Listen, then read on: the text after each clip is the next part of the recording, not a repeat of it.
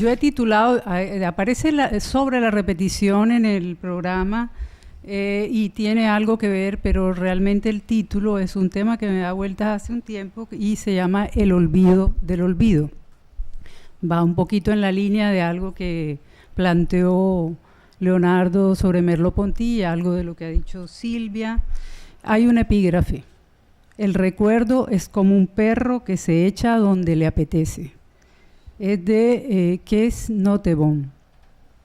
Entonces, lo que ha estimulado este trabajo, unas palabritas previas, lo que ha estimulado este trabajo que presento hoy, que forma parte de un artículo más extenso, es un asunto que quizá es muy simple. Es la incomodidad que me produce, como la utilización ligera o la lectura ligera, con lo que se suele invocar en una especie de remedio antirrepetición, bajo la suposición de que, conociendo el pasado, evitaríamos la repetición de hechos terribles, de fracasos, de comportamientos dañinos, de sufrimientos, etc. Freud, el psicoanálisis, por supuesto, han tenido que ver con esta idea. Había planteado que el analizado comienza en la cura con una repetición. Dice Freud, el analizado no recuerda, en general, nada de lo olvidado y reprimido, sino que lo actúa. Obviamente, él no lo reproduce como recuerdo, sino como acción, lo repite, sin saber, por supuesto, que lo hace. Por lo tanto, la enfermedad no debe ser tratada como un episodio histórico, lo dice Freud, sino como un poder actual. Por otro lado, otra de las inquietudes que despierta el trabajo tiene que ver con una afirmación de Lacan de los primeros tiempos, bueno, segundos tiempos, en el año 54, donde él dice que habría un olvido del olvido, y esa afirmación me vino, aparte de que la había leído y me parecía un poco inquietante, un trabajo que había hecho otro psicoanalista, lo reiteraba, Jan Alush, en el año 93, en donde él le dedica su seminario a este asunto del olvido, aunque el enfoque de él iba más a cuestionar el lugar de la verdad en el psicoanálisis. Entonces, primer punto, aprender a olvidar. La falta de memoria hace de la cabeza un tonel agujereado en el que todo lo que entra sale, dice Kant, en la antropología en sentido práctico. De modo que siempre se necesita la fijación, que queden huellas, sobre todo de las duraderas, que son las que provienen del juicio, del ingenio. La facultad de recordar es entonces representarse a propósito lo pasado, previendo y enlazando en una experiencia coherente las percepciones en el tiempo. Lo que ya no es, con lo que todavía no es, por intermediación de lo que es en el presente. Digamos, prolongando y distorsionando esta definición, uno podría decir que lo que somos es memoria. Y como consecuencia, algo que había señalado Leonardo, hay una lucha, digamos, contra ese fenómeno tan humano que forma parte de la memoria, que es el olvido. Pero no es de esa memoria que realmente habla Freud, ¿no? Como aclararé a continuación, porque antes quiero intentar que ese intento de dominio del saber hacer con la memoria que ha acompañado, ha estado acompañado constantemente con buscar fórmulas para olvidar.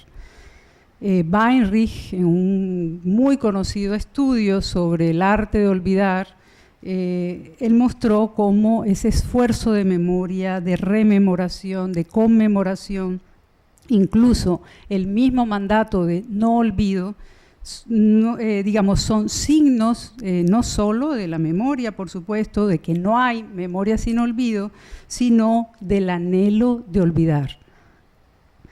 Pues bien, no necesariamente lo que se opone a la memoria es el olvido.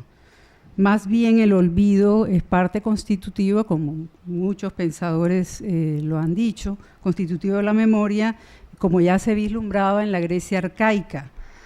En Hesíodo, aparece, bueno, eso es un trabajo que ha hecho Marcel Detienne, solo lo menciono porque voy a retomarlo, porque es de interés para el psicoanálisis. Una pareja, digamos, hay varias parejas, pero una de ellas es, además, memoria-olvido, la otra es verdad-olvido, por la afinidad entre Mnemosyne y Aletheia. Entonces, ahí en ese trabajo de Detienne, donde él habla de los maestros de verdad en la Grecia arcaica, hay, y bueno, y hablando de la verdad, que es Aletheia, con la A privativa, es decir, la verdad es lo que no tiene olvido, que tiene pues mucho que ver con lo que dice Freud. Y siendo en esa Grecia arcaica el mundo esencialmente ambiguo de los dioses y siempre una relación dual en los hombres, es posible comprender entonces que no hay verdad sin olvido. Porque no se trata solo de que el olvido sea la oscuridad, en cierto sentido, sino que es la sombra que siluetea la luz. De allí pueden resultar, como también lo ha señalado Detienne, el uso de dos tipos de olvido, ¿no? Había el olvido sueño y el olvido muerte. El olvido sueño, que es una de las vías que, digamos, a lo que recurre siempre la humanidad, es la fuga, la huida, la droga, es decir, aquello que nos alivia y que nos hace posible olvidar lo insoportable. Pero hay un olvido más radical, y es el que está operando en, como señalaba Lush, en se dice que lo que queda olvidado no es algo en sí, el recuerdo, sino aquel de quien se dice o aquel que dice. Entonces, sobre eso lo retomo más adelante. Entonces, siguiendo esa vía del olvido sueño, que es el olvido de la evasión, de la huida, están los remedios para olvidar, que todos sabemos, el amor, el trabajo, la droga. Y entonces aparece, digamos, ahí como una idea interesante. Recuerdo que Alush traía un escritor inglés, Powys, que tiene un texto que se llama El arte de olvidar lo insoportable. El asunto es que Powys decía eso, esa apología del olvido, por decir así, porque criticando la presión social de los círculos intelectuales de su época, a los que acusaba de ejercer una presión draconiana de la que, comillas, debemos mostrarnos perfectamente en relación con las letrinas del universo, o si no, no pertenecemos. Y una definición de locura que estaría en relación con esa posición sería: la locura es no poder olvidar. Que eso también lo había señalado Alush, y eso es muy consecuente con cierta posición freudiana, que cuando Freud ubicaba que el displacer era uno de los, digamos, de las fuerzas motrices del olvido. Olvidar aquello que genera displacer. Obviamente después viene el olvido como efecto de la represión estructural de la constitución subjetiva. Pero el problema es que, como Freud también lo dejó en claro, una política de vida regida por el principio del placer no puede ser muy eficaz. Freud descubrirá que el olvido sueño, del que se habla, digamos, en donde alguien es perturbado por el retorno de lo reprimido, y entonces Freud le llama represión también al mecanismo de ese retorno. Entonces, el recuerdo no es fácil, porque el recuerdo no se deja domesticar, aunque el epígrafe tiene que ver con un perro doméstico, hay algo que no permite. Entonces Freud había señalado en 1893, cuando habla de ese ser desmemoriado y al mismo tiempo recordador, que es el histérico, Freud había dicho que el histérico padece de reminiscencias, sobre todo de reminiscencias. Y entonces en ese sentido echaba por tierra esa máxima que dice que al cesar la causa cesa el efecto, para señalar la persistencia, la insistencia de un recuerdo que parece desconocer el paso del tiempo. Dicho recuerdo para Freud es el retorno de una vivencia que se constituyó en trauma psíquico, ya Silvia ha hablado de eso, y que precisamente por mantenerse inconsciente, ahí es donde él, digamos, gana o obtiene su eficacia. En ese sentido es un cuerpo extraño, por eso va a ser eficaz, porque siempre intentará retornar bajo la envoltura formal de un síntoma que intenta resolver el conflicto. Esto es como muy de lo básico de Freud. Entonces, ¿qué significa? Que ese síntoma, producto del retoño, ese retoño portaría la verdad del sujeto y esa verdad se hace inolvidable. Entonces, sobre esos cimientos se construyó el psicoanálisis. La verdad es inolvidable. Entonces, aproximadamente, ya en El malestar en la cultura, 36 años después de hablar de las reminiscencias en el histérico y bueno, y toda su obra, Freud declaró nuevamente la indestructibilidad del pasado. Entonces, y cuando compara Roma, que Julio ayer mencionaba, es para decir, bueno, en una ciudad vieja es posible que desaparezcan los rastros y no se encuentren nunca más. En el psiquismo, no. Siempre quedará el rastro de algo indestructible. Esa es la posición de Freud, aunque cuando uno siempre lo lee más en detalle, siempre deja abierta la posibilidad de que sí, que haya cosas que desaparezcan definitivamente. Entonces, un modo de mantener vivo el pasado, también él lo trabaja cuando habla de la neurosis obsesiva, es esa resistencia del sujeto que si algo no pasó como era deseado, entonces aparece esa posición de eso no debió nunca pasar. Y en ese sentido es un buen modo de mantener vivo el pasado. Entonces, Freud, ya lo había dicho Silvia, concibe ese inconsciente como fuera del tiempo, aunque él tiene unos trabajos muy interesantes de cómo se reescribe las huellas, las marcas y cómo se reordenan cada tanto, digamos, cada nueva experiencia reordena todas esas impresiones, pero de alguna manera él le da una especie de eternidad al inconsciente y aparece como inconsciente anclado en el pasado, pero que obviamente es productor del presente y del futuro. Entonces ese sería una especie de indestructible, lo inconsciente, el deseo también. Freud, sobre todo al final de la interpretación de los sueños, dice el deseo es indestructible.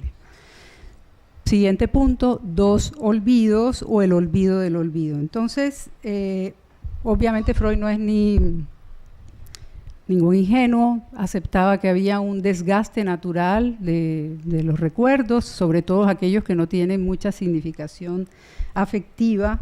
Y la terapia, inclusive para él, la terapia debería consistir de cierta forma en eso, en olvidar, un olvidar, digamos, artificial que se condujera al modo de cómo se borran ciertas cosas con el paso del tiempo.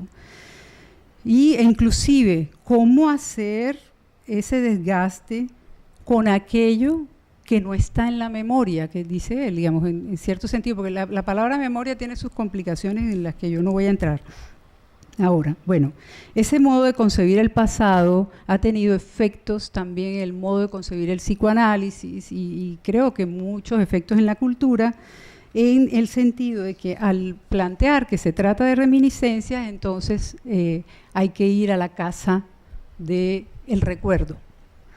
Hay que ir a la cacería, por decir. Entonces, ese anhelo de olvidar, que está en todos de cierta manera, se volvió exigencia de rememoración. Ese es el planteamiento de Alush en ese texto de que yo les hablaba. Entonces, uno podría decir que de todas formas el olvido freudiano no es un olvido, o es más bien, como muchos consideran, una forma de la memoria. Inclusive Lacan lo dice en el año 65, hasta la manera más precisa de la memoria. Entonces, vamos al punto que mencioné inicialmente, que es el diálogo del año 54 que sostiene Lacan con un filósofo que se llama Hippolyte, y donde menciona lo del olvido del olvido. Y él tiene la idea, todavía está muy en esta vertiente simbólica de su teoría, en que toda integración simbólica, y esto también es una idea muy heideggeriana, implica un olvido. Toda integración simbólica de la historia, digamos, del sujeto implicaría un olvido. El asunto, y lo que Lacan está tratando de plantear, que represión y retorno de lo reprimido es lo mismo. Y ya Freud lo había dicho en La Gradiva de William Jensen, con una figura, voy para ir rápido, medio les menciono así, inclusive aludiendo a Horacio, que todo lo que se hiciera por desviar el curso de ciertas cosas siempre, sobre todo la naturaleza, lo decía Horacio, se iba a retornar. Y Freud utiliza una pintura de Félicien Rob, donde las tentaciones de San Antonio, está San Antonio acá padeciendo con sus tentaciones, está en la cruz el Cristo, y resulta que el Cristo se le vuelve una mujer desnuda. Es decir, reprimido y retorno en el mismo movimiento.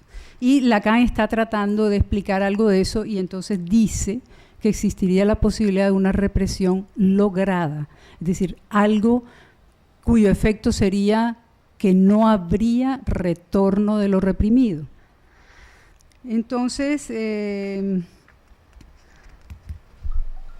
bueno, yo me salto aquí porque ya creo que ya voy atrasada.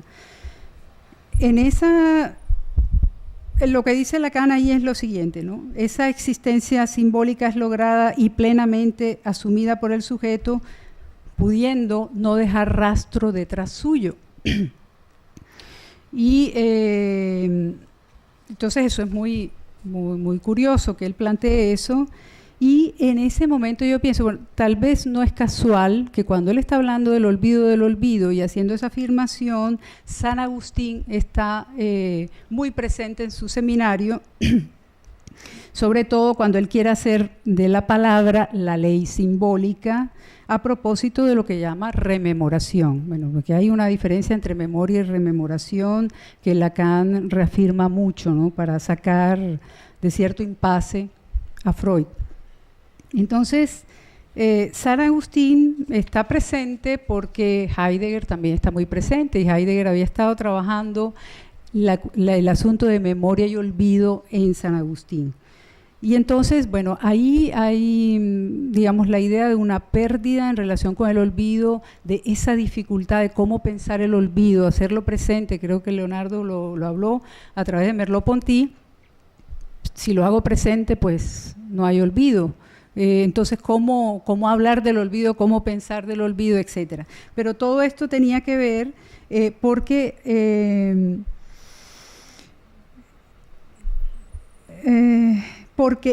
San Agustín, precisamente en la búsqueda filosófica de sí mismo, ese era, digamos, un paso importante en la búsqueda de Dios en últimas.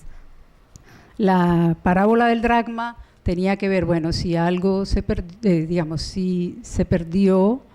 digamos, se busca algo es porque se había perdido, entonces en algún lado tiene que haber registro de eso, y el encuentro como del símbolo que mencionaban ayer. Entonces, para San Agustín es como el olvido sería el rodeo negativo, para decir así, para la apropiación de sí.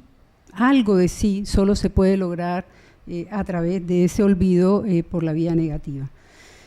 Y entonces lo que he querido hacer, pues que es un trabajo más largo, es poner en relación esa afirmación de Lacan con otra de un seminario de 1970, en la que él plantea lo siguiente. Cuando ya está tratando de quitar a la verdad ese, digamos, lugar metafísico, pesado, y va a decir que, digamos, le va quitando ser a la verdad, entonces él plantea que la falta de olvido es lo mismo que la falta de ser, porque ser no es otra cosa que olvidar. Y bueno, y eso complica un poquito el asunto, pero uno podría, bueno, comentarlo así. Eso recuerda lo que dijo Lacan en el seminario 11, que el inconsciente es preontológico, lo no realizado. Y entonces, digamos, lo no realizado está a punto de ser todavía no es, pero está a punto de ser, digamos, en potencia. Y cuando sea, digamos, cuando ya eso está asimilado en el significante, pues dejó de ser. Entonces se olvida. O sea, cuando es, se olvida. Y en cierto sentido, ya nos pone en vía de la repetición, o sea, del acto de la repetición, porque lo que se repite, que sería lo indestructible del deseo, el punto, digamos, clave para Lacan es que lo que se busca nunca es encontrado. Eso está en Freud y está en Lacan. Y eso sería la castración para el psicoanálisis, la imposibilidad de recuperar eso que se perdió.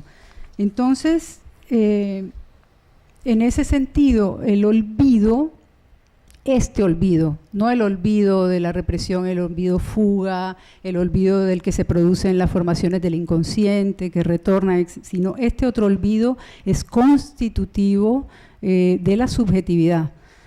Entonces, quiero dejar indicado, para terminar, porque es poco el tiempo, una solidaridad entre eso irrecuperable de la constitución subjetiva, que es la que funda el sujeto, un trazo del que, digamos, irrecuperable después, y los planteamientos que de los que se han dedicado a trabajar sobre el olvido, como Marc Augé o Ricoeur, casi siempre Proust, como Merleau-Ponty, allí, digamos, porque es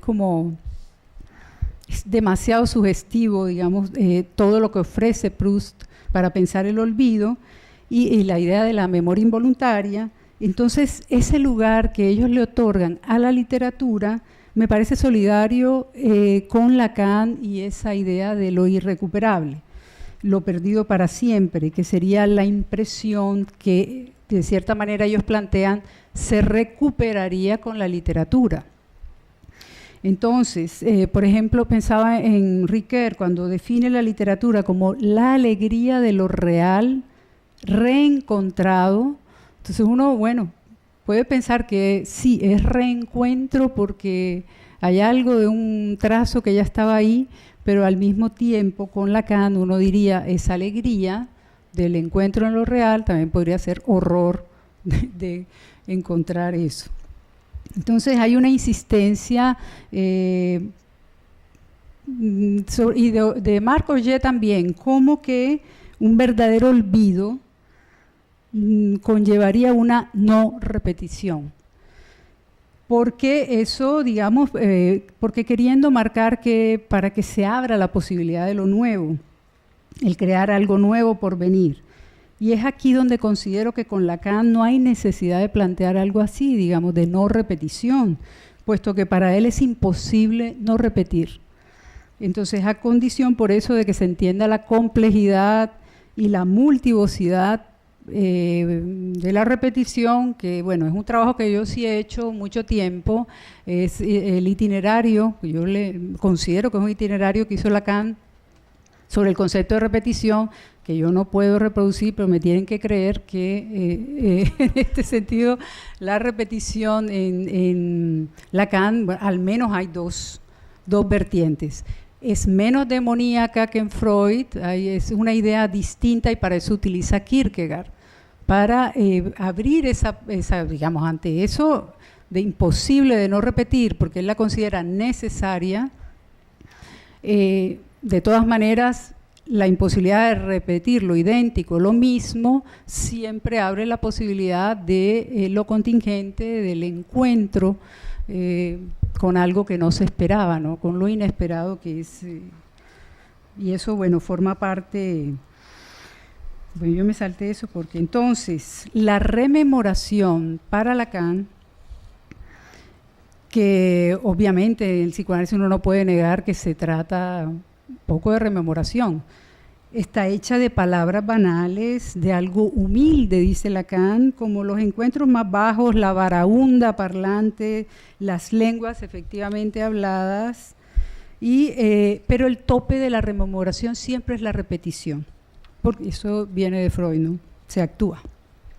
Dicho de otro modo, los circuitos de las palabras no llegan a todas partes Y ese lugar donde no llegan, que ya ha sido señalado acá, es el mayor interés, pues ahí reside el núcleo del ser del sujeto, que a pesar de que hay problemas con el ser, Lacan habla del ser del sujeto. Entonces, Lacan, la repetición está totalmente articulada a la definición de real como lo imposible, y hay una insistencia de la palabra, del significante, a pesar del sujeto. O sea, eso, ayer se hablaba de eso, ¿no? Eso va, eso repite, no es uno el que repite, eso repite en uno. Y como algo del cuerpo también, simplemente se da. Y en ese sentido, bueno, lo infinito, de cierta manera, de la repetición tiene que ver con la imposibilidad de la identidad simbólica. Por otra parte, se plantea que la escritura permite un retorno a sí mismo del autor, si se han dado, digamos, ciertos olvidos que hacen nacer la escritura, pero en Lacan habría que pensar, digo yo, más allá de la escritura, si el olvido del olvido no es el olvido de sí necesario, porque, digamos, es el olvido de sí porque puede ser insoportable, además, la idea de que repetimos. Uno no quisiera que eso fuera así. Entonces, voy a terminar con Gilbert Gerard, que dice algo que me parece clave: el olvido cuestiona el intento totalizador de la memoria. La vida, lo que pasa, es olvido y no puede ser vivida por un yo consciente. Bueno, yo dejo ahí.